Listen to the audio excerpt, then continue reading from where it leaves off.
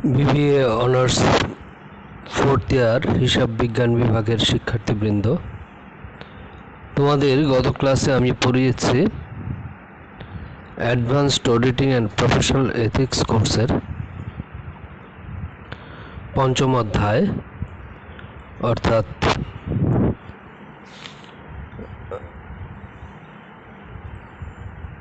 Management audit.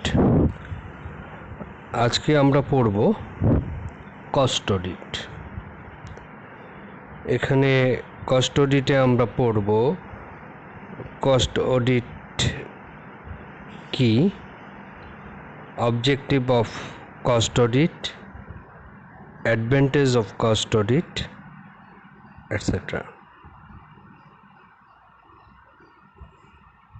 আমরা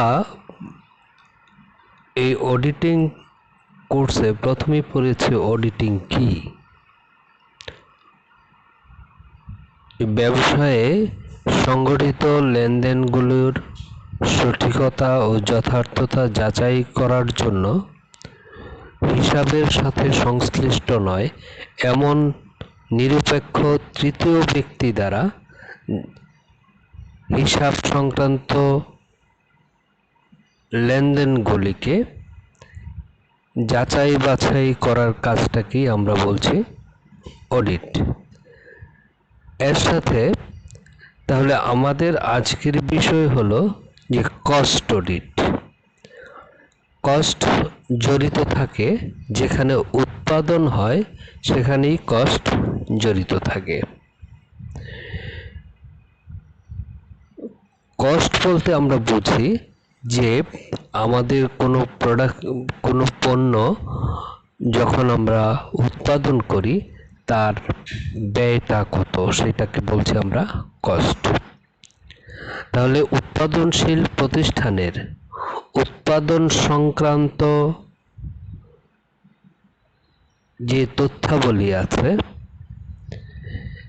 তা নিয়ম নীতি অনুসারে যথাযথভাবে যাচাই বাছাই করার কাজটাকেই বলছি আমরা কস্ট অডিট। তোমরা জানো যে একটি পণ্যের কস্ট কিভাবে বের করা হয়। কস্ট বের করা হয়,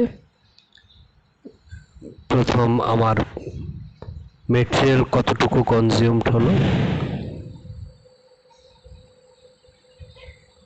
এই মেটেরিয়ালের সাথে যুক্ত হয় ডাইরেক্ট এক্সপেন্সেস আর ডাইরেক্ট লেবার, এর সাথে অ্যাড করতে হয় ওভারহেড, ফ্যাক্টরি ওভারহেড, এর সাথে যোগ করতে হয় administrative overhead, then selling and distribution overhead যোগ করার পর আমাদের টোটাল কস্ট বের হয়। এই যে প্রসিডিওরটা ঠিক আছে কিনা এবং যা হিসাবে দেখানো হয়েছে তা যথাযথ দেখানো হয়েছে কিনা, লেনদেন সংক্রান্ত, পারচেজ সংক্রান্ত যে বিষয়গুলো আছে,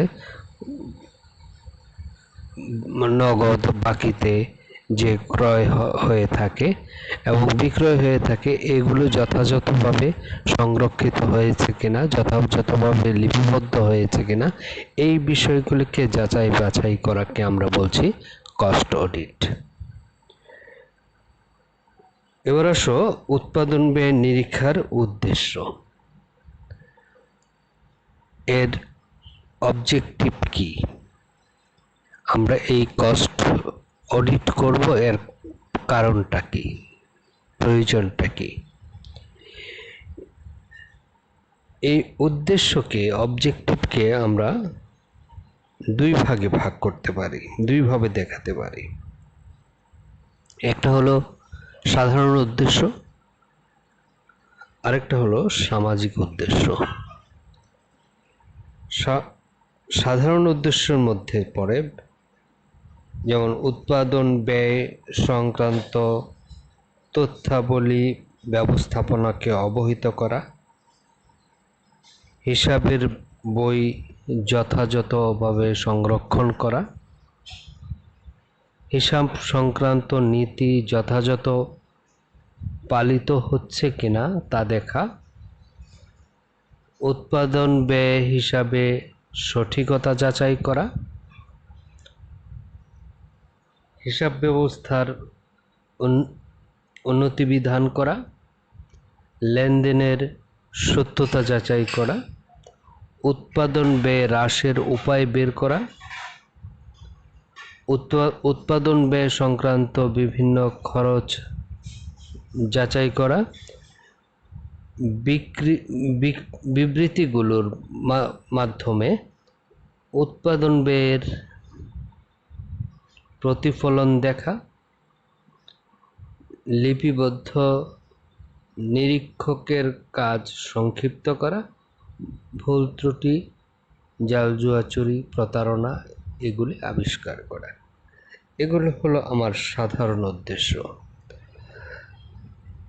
আবার সামাজিক দায়বদ্ধতার দিক থেকে যদি তুমি চিন্তা করো, তাহলে কস্ট অডিটের আরও কিছু ইম্পর্টেন্ট অবজেক্টিভ আছে, যেমন কর ফাঁকি প্রতিরোধ করা,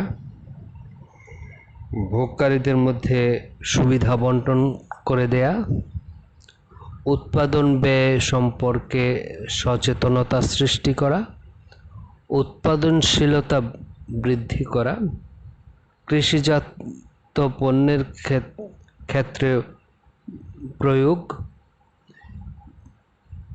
মূল্য স্থিরীকরণ বা মূল্য নিয়ন্ত্রণ, কর্মসংস্থানের সৃষ্টি করা,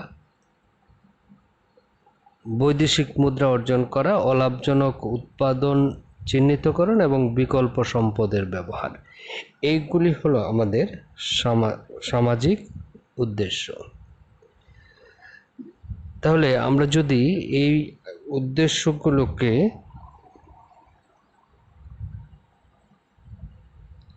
আলোচনা করি, দেখা যায় সাধারণ উদ্দেশ্য কস্ট অডিটের বা উৎপাদন ব্যয় নিরীক্ষার, কিছু জেনারেল অবজেক্টিভ আছে, আবার কিছু সামাজিক উদ্দেশ্য রয়েছে, যেগুলো আমরা বললাম। তোমরা এগুলিকে একটু ইলেবোরেট করে লিখবে। যেমন ধরো, আমরা প্রথমেই বলছিলাম ব্যবস্থাপনাকে অবহিত করা।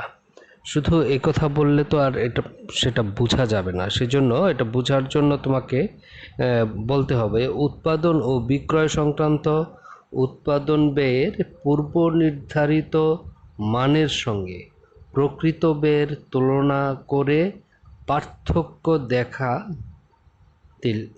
পার্থক্য যদি হয়, তাহলে তার কারণ হিসাবে কাঁচামাল, শ্রমিক, যন্ত্রপাতি ব্যবহারের ত্রুটি ও অদক্ষতা খুঁজে বের করা, এ সম্পর্কে ব্যবস্থাপনাকে অবহিত করা।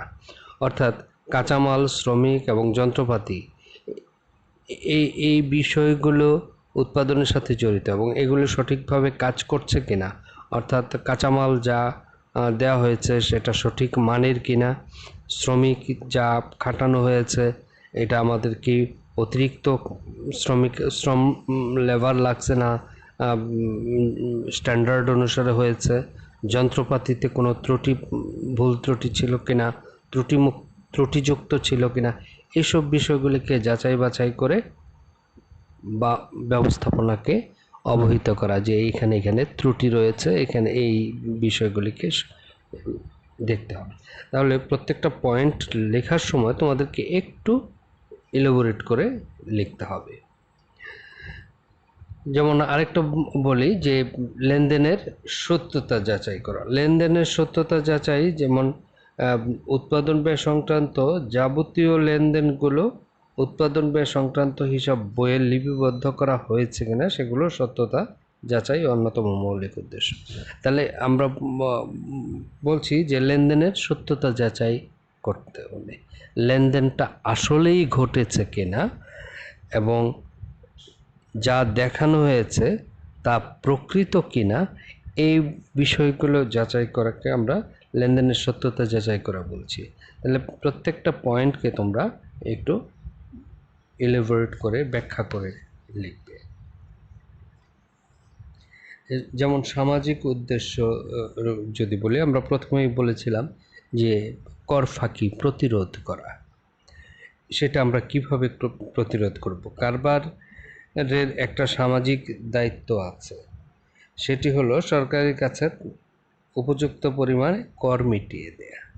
মানে গভর্নমেন্টের যে পাওনা, আমি বিজনেস করি, আমার যে প্রফিট হয়েছে সেই প্রফিটের একটা অংশ আমি কি ধরনের বিজনেস করি সেটার উপর গভর্নমেন্টের কিছু রুলস আছে।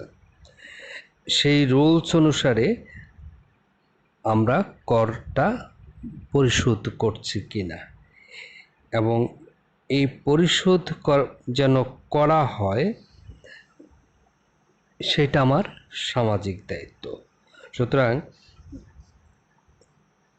অসৎ ব্যবস্থাপক মুনাফার পরিমাণ কম দেখিয়ে কর ফাঁকি দিতে পারে।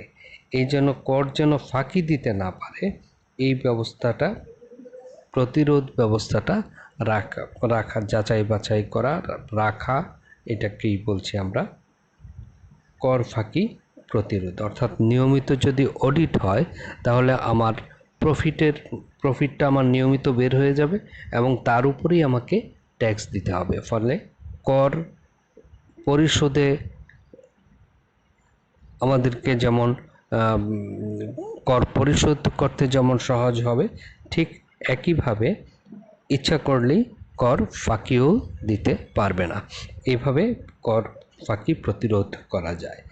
তাহলে আমরা প্রত্যেকটা পয়েন্টকেই ছোট আকারে আমরা ব্যাখ্যা করে দেখাবো।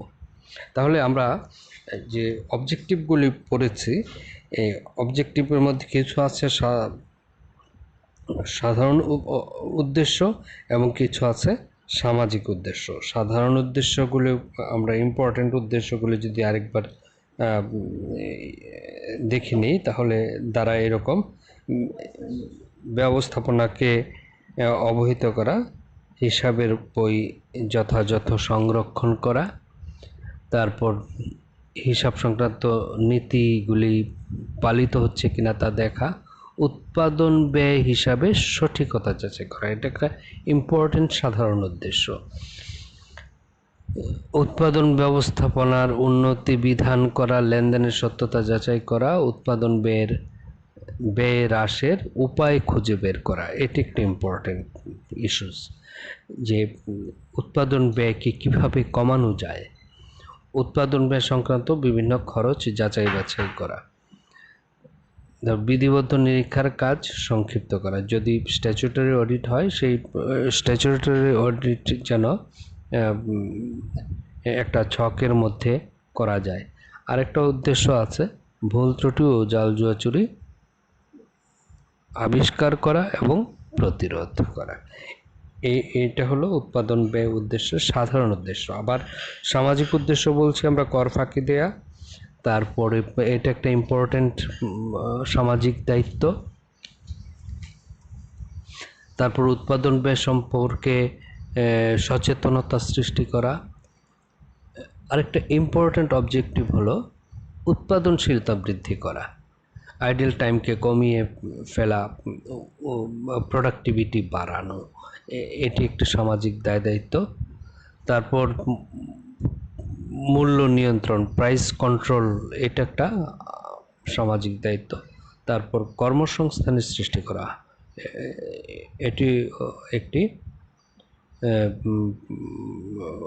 অনেক ইম্পর্ট্যান্ট একটি সামাজিক দায়িত্ব। তারপর বিকল্প সম্পদের ব্যবহার এবং অলাভজনক উৎপাদন চিহ্নিত করা, যেগুলি আমাদের লাভজনক নয় সেগুলিকে চিহ্নিত করে এর বিকল্প ব্যবহার নিশ্চিত করা। এই ছিল আমাদের কস্ট অডিটের অবজেক্টিভ। তারপরে আসো advantage of cost audit. Cost অডিটের সুবিধাগুলি কী কী? কস্ট অডিটের সুবিধা আমরা পক্ষ বিভিন্ন পক্ষের দিক থেকে চিন্তা করতে পারি। যেমন পরিচালনা কর্তৃপক্ষের দিক থেকে চিন্তা করতে পারি, শেয়ার হোল্ডারদের দিক থেকে চিন্তা করতে পারি, শ্রমিকদের দিক থেকে চিন্তা করতে পারি, ভোগকারীদের দিক থেকে চিন্তা করতে পারি, দেশের সরকারের দিক থেকে চিন্তা করতে পারি। তাহলে উৎপাদন ব্যয় সুবিধা, যেমন পরিচালনা পর্ষদ কিভাবে সুবিধা ভোগ করে, কস্ট অডিটের সুবিধাটা কিভাবে পায়। পরিচালনা পর্ষদ যেমন কোনো অপচয় হচ্ছে কিনা এবং অপচয় বন্ধ করার যথাযথ উপায় খুঁজে বের করা, অপচয়ের জন্য দায়ী ব্যক্তিকে চিহ্নিত করা, জাল জুয়া চুরি কারচুপি এগুলিকে বন্ধ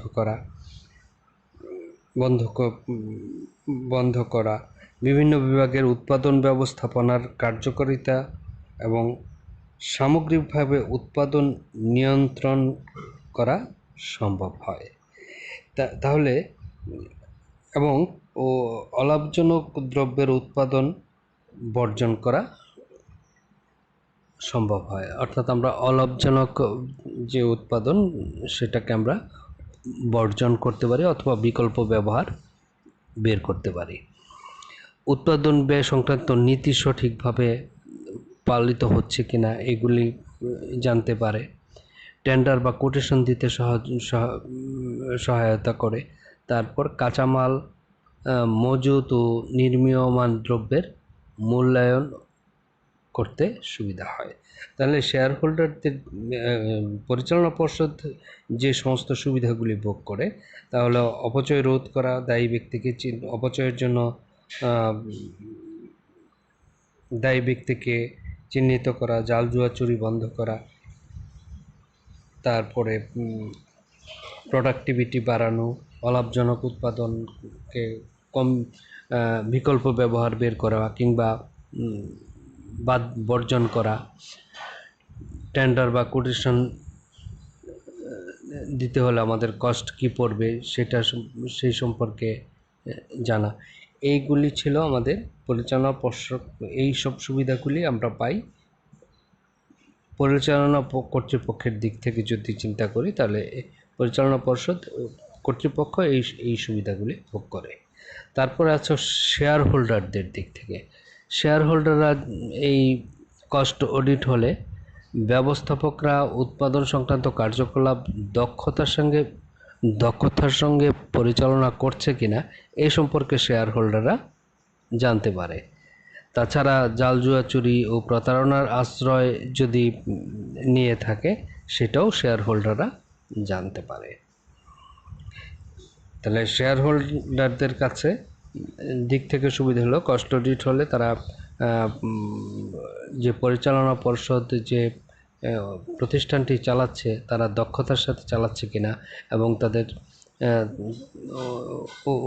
ওই ব্যবস্থাপকগণ জাল জুয়া চুরি বা প্রতারণা এগুলির সাথে যুক্ত আছেন কিনা এই সম্পর্কে তারা অবহিত হতে পারেন।